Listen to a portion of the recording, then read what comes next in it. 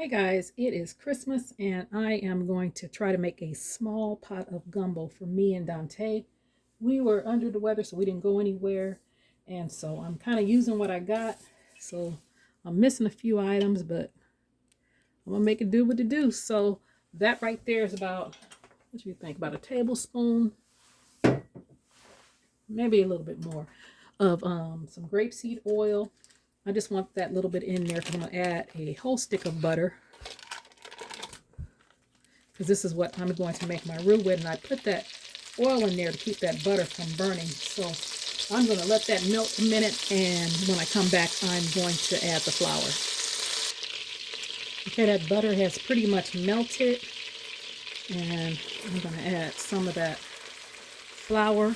And that butter, a stick is a half a cup, so you want to add a half a cup of flour to your butter, maybe a little bit more, but usually you go equal parts fat to make your roux with equal parts flour.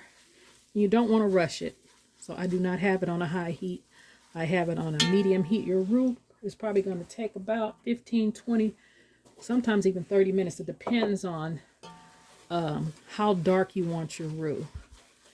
And I'm going for a little bit darker than a peanut butter color. So you want to add your flour kind of slowly, and you're going to keep whisking while you're adding your flour.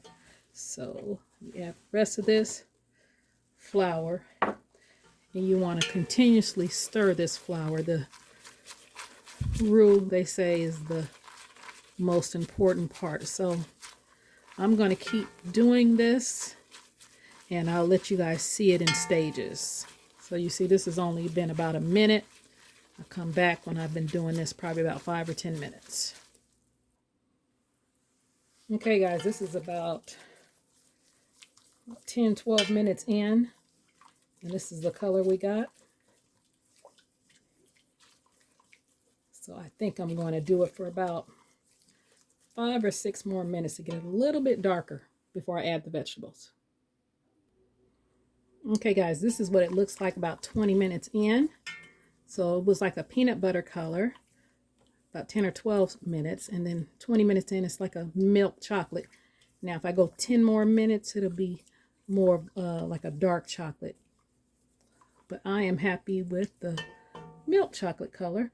So when you put your vegetables in, it's going to stop the browning process. So we're going to add like a cup of diced onions,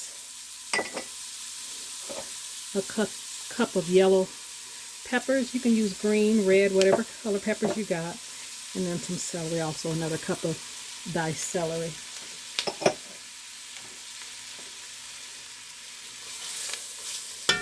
Actually, let me get a different utensil.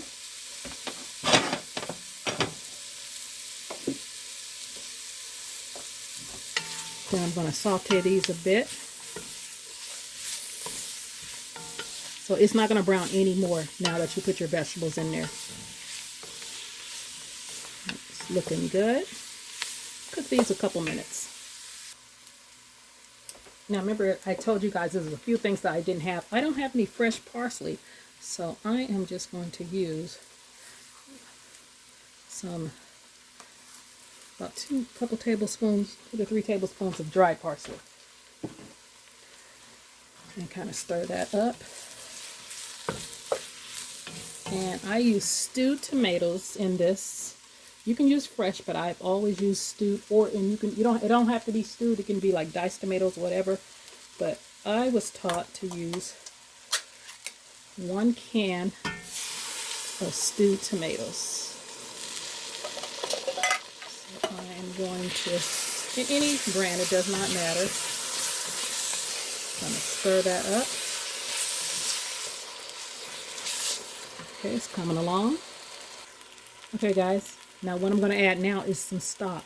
And this is 4 cups of stock. And what I did was, I have shrimp that I'm going to put in here. I took the shrimp shells off and the tails, and I boiled the shrimp shells in water. And I added a little bit of chicken base to it, and that's how I got my stock. Now you can just use stock in the can or homemade stock that you got, or just chicken stock or even seafood stock, whatever, you know, however you make yours. But that's what I did. I just boiled the skins of the shells of the crab. Now, this right here that I'm going to add, this is some andouille sausage. This is chicken andouille. I sauteed it off. A lot of people don't do that. I do it because I don't like to have a greasy gumbo. And a lot of times when you, and the chicken's not as greasy as like the pork or the beef, but I still see a lot of grease floating around when I don't saute it off. And, you know, some people don't do that. They just add everything together. I actually like the meats, like the chicken and the sausage. I do like to kind of saute it off. And I got some chicken over here. I did not, it's not cooked all the way. And these are some thighs. But I did saute it off. And that's about, probably about 1.5 pounds of chicken thighs. And I had those in the freezer. And those chicken sausage, let me get another package, show you what it is. They're chicken andouille sausage. I use 8 links. They're not that big, so I'll show you. Okay, this is the chicken andouille sausage that I used. And it has a little bit of kick to it, so it flavors, gets your flavors and stuff in there. In the gumbo. I do have some gumbo filet that I'm going to put in there in a minute. I'm not going to put my seafood in until the end. I do not have okra, so for you die-hard gumbo people that are going to be like, oh my gosh, she didn't put okra in her gumbo. We don't have any. And when I did an Instacart order, I meant to, because we didn't leave the house. I told you we're under the weather. We didn't leave the house. I meant to put some in my basket, and I did not. I think I'm going to need a little bit more sauce. I was trying to make a small pot because there's only 2 of us. But you know, once you get to adding stuff, the pot kind of gets big. But we did not want a lot. So that is another 2 cups. So altogether, I have added 6 cups of stock to this. And I didn't add any additional seasoning because that sausage is salty right now. And the stock is salty. And then I'm going to add one of these bags. You guys see these shrimp and crab boil bags? I'm going to add one of those in there. I'm not going to add 2 because I'm going to put some of my own seasonings in there. But I'm going to let this come to a boil and cook and simmer for a bit before I put any seafood in it. Actually, let me add a little bit of the gumbo filet. A lot of people wait to the end to add. I like some in it now and at the end. So I will be right back with you. Okay guys, it has been cooking for about 30 minutes. And right now, if you want some seasoning, you're going to put a little seasoning in there. It's pretty seasoned. I'm going to take a little bit of my Pajama Mama spice and put in there. Not a lot because it's pretty seasoned already. And then this is about 1.5 ounces of some dried shrimp. That is optional. You do not have to do that. And I am going to add this.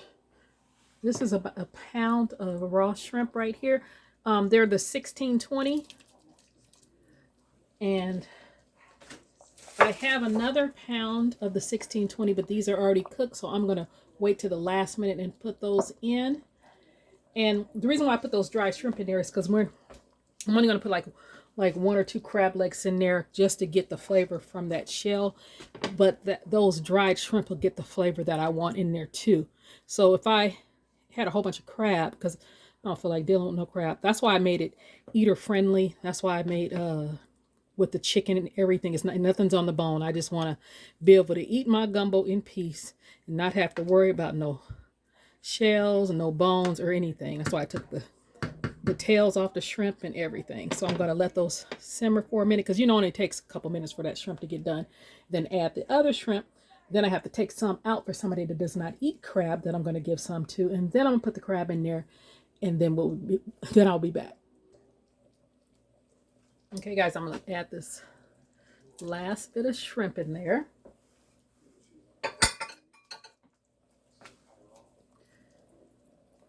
They're looking good. Now, right now would be when you add some hot sauce. Yeah, a few shakes of hot sauce or Tabasco.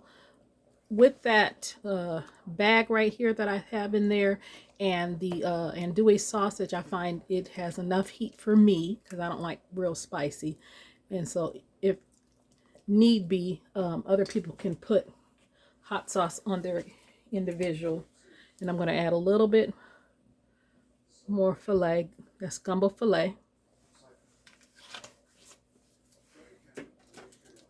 And we're done. I'm going to add the little bit of crab I got. I think I only got 1 or 2 legs over there just to give it the flavor, because like I said, I don't want to be dealing with no legs. And it's just for the 2 of us. So let me take some out of here and then add the crab. Okay guys, this is what it looks like when it's all done. I threw a little bit of scallions in there and the crab is in there now. Like I told you, we only had a few crab legs because I didn't really want to deal with the crab. So I'm going to dish this up for you guys so you guys can see what it looks like all dished up.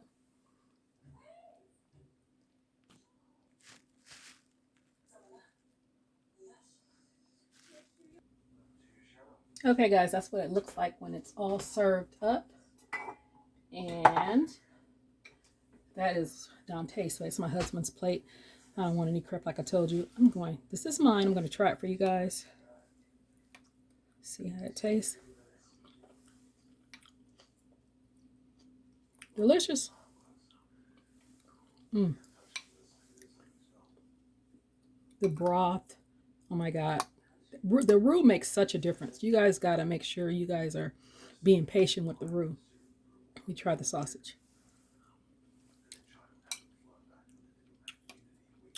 Good. That chicken sausage is that andouille. Got a really good flavor. Gives it a little bit of kick. Okay. That is our gumbo for today. That's what we're having for our dinner. Since we're all under the weather, sitting in the house on Christmas. So you guys try this recipe. Oh yeah. And if you were going to use the okra, put the okra in like the last 10, 15 minutes that you're cooking, like about the same time you put the crab in. Okay. I just didn't have any okra. All right. So you guys like, comment, subscribe, and share. You guys have a great day. Thumbs up this video. It helps me out a lot.